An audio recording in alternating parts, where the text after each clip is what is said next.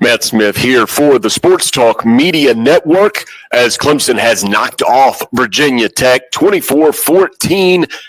A nice rebound for the Tigers following their loss last week. Our coverage from at the stadiums on Sports Talk is presented by the South Carolina Beef Council, and there is a meme that goes around on social media, how it started and how it's going. Well, how it started for Clemson was there were concerns over this defense, how they would respond. Would this potentially be a flat spot, knowing that they were no longer controlled their own destiny in the ACC race? But how's it going? Well, Miami was upset by Georgia Tech as double-digit favorites earlier today, and Clemson came out with a terrific second-half effort, especially defensively, to knock off Virginia Tech 24-14. There are still problems to be sure, but Dabo Swinney in his post-game comments said he saw what he was looking for, which was the resiliency from this group, playing with heart, doing what is necessary in order to win. Coach Swinney says you have to pay the price to win, and winning doesn't negotiate. And Clemson did what was necessary today. Now, I say there are problems. Well, there was a field goal blocked for a touchdown early in the ball game, but Clemson trailed 7-0 at halftime, regrouped, adjusted. Brilliant drive out of the locker room. Great halftime adjustments from Garrett Riley. And Virginia Tech scored just one offensive touchdown throughout the game against Wes Goodwin's unit. So it was just a tremendous bounce-back effort from Wes Goodwin and company. It was sparked by the insertion of linebacker Sammy Brown into the starting lineup. So Clemson went with a 4-3, knowing that Drones, the quarterback for Virginia Tech, is more of a running threat than a passing threat. More likely to hurt you with his legs than his arms. So Clemson went with another run stopper, and Sammy Brown could not have worked out better. Led the Tigers with 8 tackles, 2.5 tackles for loss, and a sack. So really sparked the team. Did Sammy Brown. So we may see more of that 4-3 in the future. And it was also the lowest yardage total for Virginia Tech all season long. They came in as a top 25 rushing offense, held to 1.9 yards per carry today. Cannot say enough good things about Wes Goodwin's unit. And Dabo Swinney said the same thing in his post-game comments, but he chalked it all up to neck up for Clemson, doing the right things, playing with the proper technique, and bringing that resiliency that he was counting on. Offensively, Clemson found success on the ground.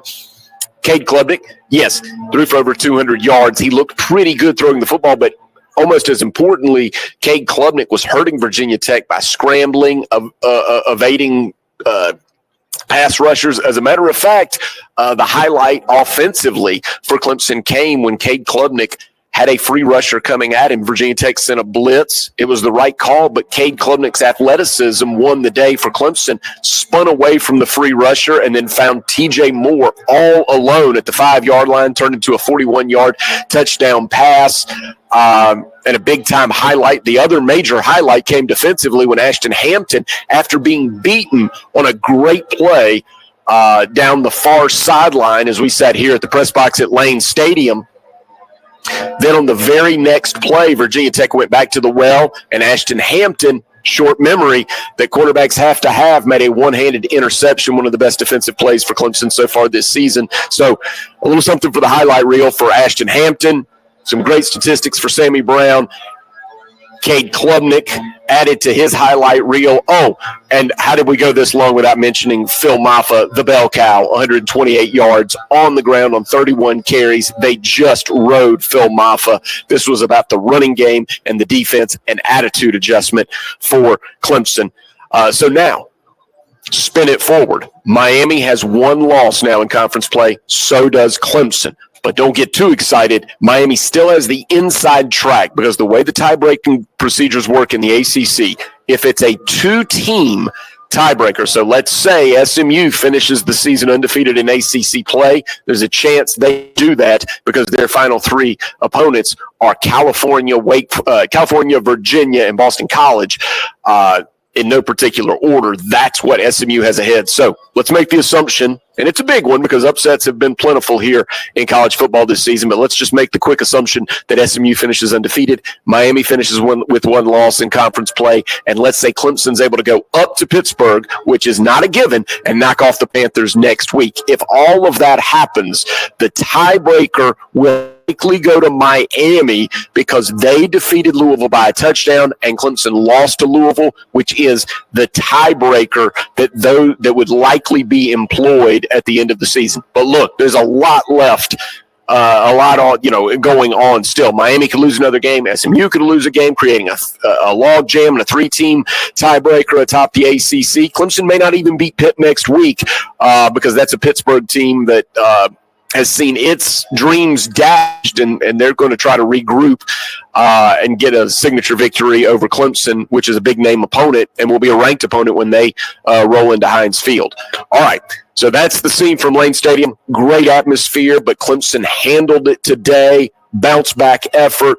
Wes Goodwin, defensive unit, A-pluses across the board. Peter Woods will likely be back next week as he continues to get healthy. Sammy Brown likely will be a factor along with Barrett Carter at that linebacker position moving forward. So Clemson really has some good things happening in that second level of its defense. And offensively, you can't ask much more than what you're getting right now from Antonio Williams, the young receivers that are stepping up like Wesco and Moore, and, of course, Cade Klubnik and Phil Maffa, which are the known entities. That's it for be sure to tune in all week long on Sports Talk as we discuss this and more and set that game up. It's a big showdown, Clemson and Pitt next week. Phil Kornblut will be there in person. I'll be joining Chris and Phil on the show Monday night where we will discuss this and more. And we have a new Twitter feed at ST Media Network. So for everything up to the minute going on in sports in the state of South Carolina, follow Sports Talk at ST Media Network.